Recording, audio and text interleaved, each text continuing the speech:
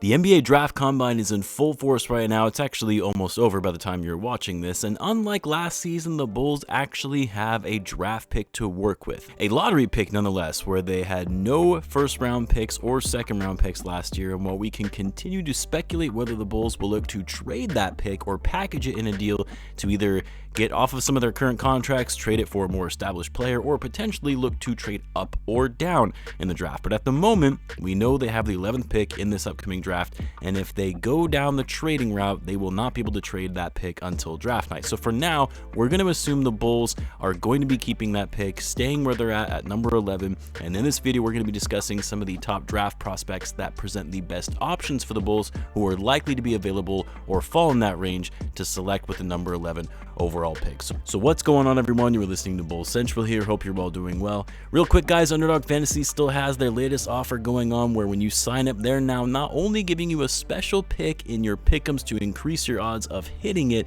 you also can get up to $250 in bonus cash upon your first deposit. For those that aren't familiar with Underdog, let me tell you about the app real quick. My personal favorite that I use on it, NBA Pick'ems. With Pick'ems, you can pick higher or lower on most players' stats and win money based on the ones you get right, up to 100 times your money, in fact, in a single night. So like I mentioned, take advantage of the special offer. Sign up with the promo code BullsCentral to get a special pick in the lobby and up to $250 in bonus cash on your first deposit. I'll leave a link to the site and the code in the description. Now, we've said this before. I'm sure most of you already know it by now, but this is being viewed as a pretty weak draft class and an unpredictable draft class at that, as far as which players are truly going to have a bright future in the NBA.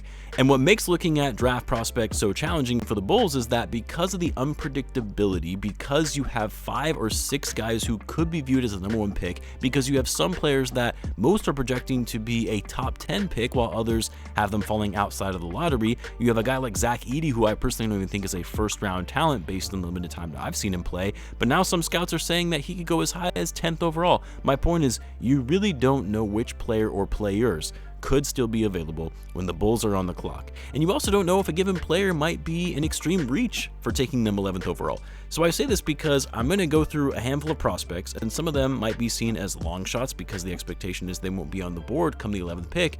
But with the way and how crazy and all over the place this class is, you really just don't know at this point. Now, before I get into some of the actual names, I do want to start on my stance for how the Bulls should treat this draft pick. And of course, as always, take my opinion with a grain of salt. I am just a fan.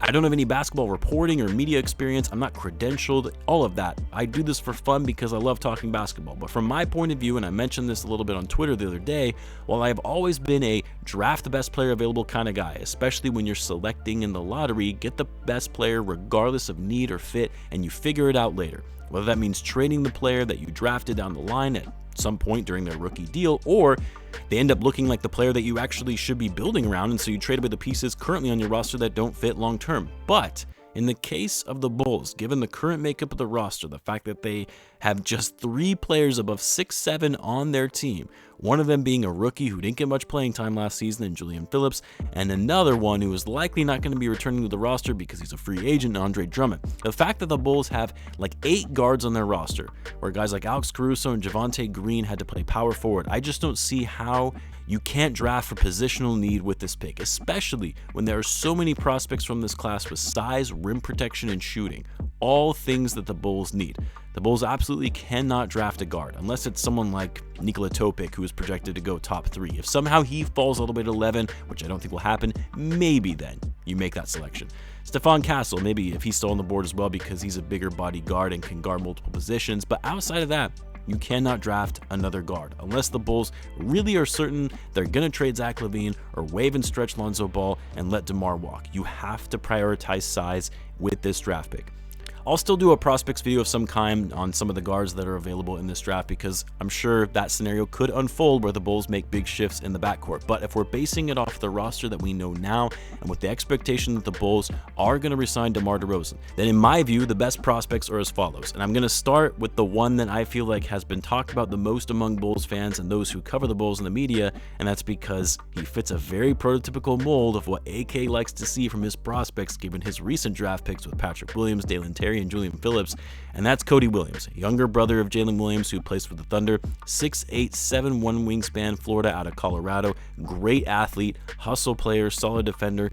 has the ability to shoot. He actually shot over 41% from 3 in his freshman year, although it was on very low volume, and of course the NBA three-point line is much further out, so we'll see if that figure translates to the pros. Williams is actually great when it comes to attacking the basket and finishes really well at the rim. I would say borderline an elite rim finisher. He's got a good eye when it comes to his passing in the open court, so hopefully something that could help the Bulls with their overall pace. The biggest drawbacks to me is he's still a very raw prospect. Like, it's going to take some time for him to develop. He's not going to be able to come in and contribute right away, which if the Bulls are still looking to be competitive and they're drafting for need, you're probably going to want to go with someone who can at least come in and be a rotational player.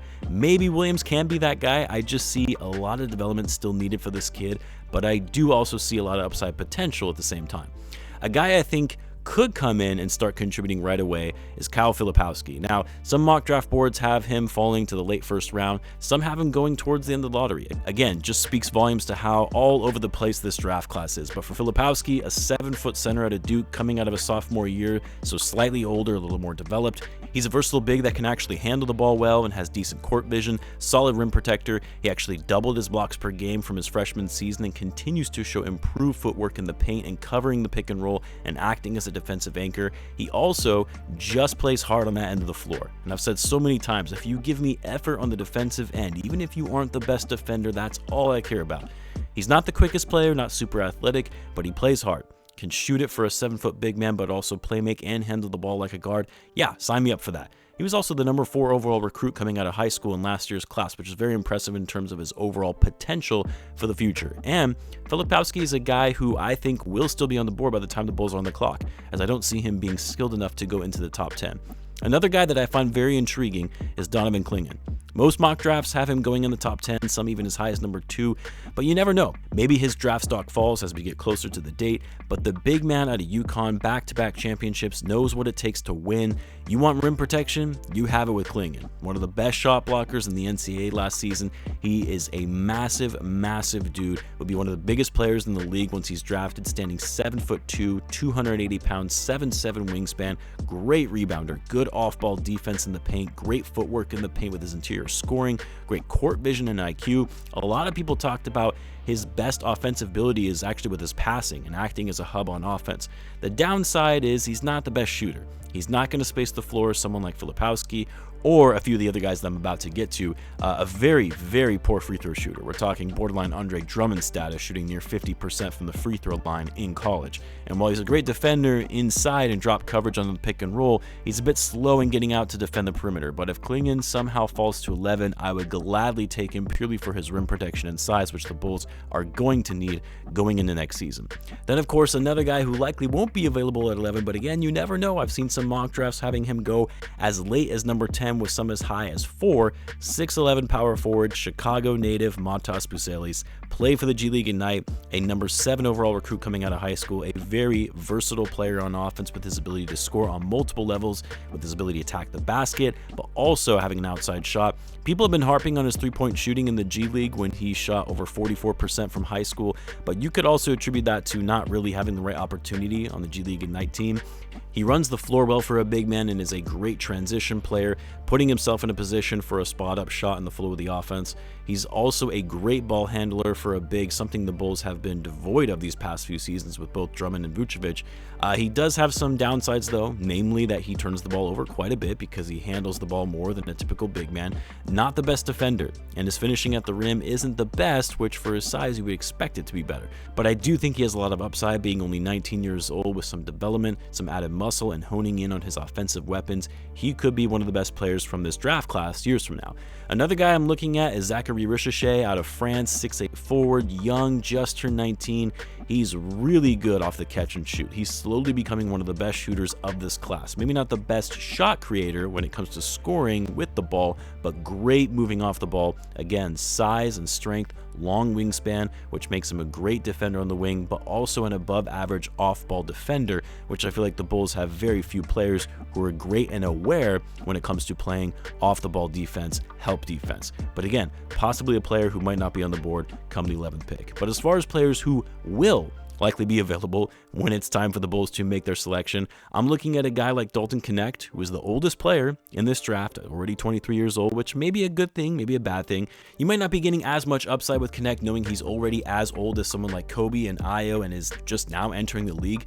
But going from being an afterthought as a recruit coming out of high school to being one of the best perimeter scorers in the NCAA as an off-ball shooter, one of the most accurate, high-volume three-point shooters, but he actually has the ability to attack the rim as well. I mean, size-wise, he's only 6'6", but he comes off bigger than that, as he's a strong wing who is built well. But for the Bulls, a team who is desperate for shooting, off-ball scoring, floor spacing, something Connect has excelled at the collegiate level, might just be the perfect fit for the Bulls.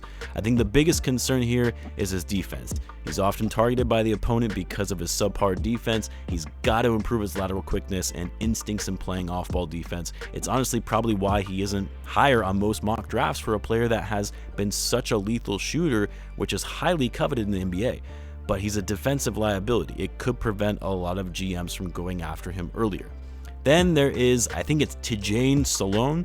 I know I'm probably not pronouncing that correctly, but a 6'9" forward out of France who will likely be on the board, and a player that has been projected to be a late lottery selection. One of the youngest players of this draft, still 18 years old, big time hustle player, lockdown defender, great at getting in passing lanes, is always contesting shots at the rim, but also a pest on the perimeter. On the offensive side of the ball, he's slowly but surely becoming a better outside shooter, making him a better 3-and-D option. He's also an athletic finisher and a lob threat, which I feel like outside of a little bit of Andre Drummond, the Bulls have never really had any lob threats in recent years on this team, especially in the pick and roll. The problem for the Bulls is having the right playmaker and passer who can find the lob man getting to the basket. Coby's getting there, but I wouldn't say he's elite at that when it comes to playmaking in the paint.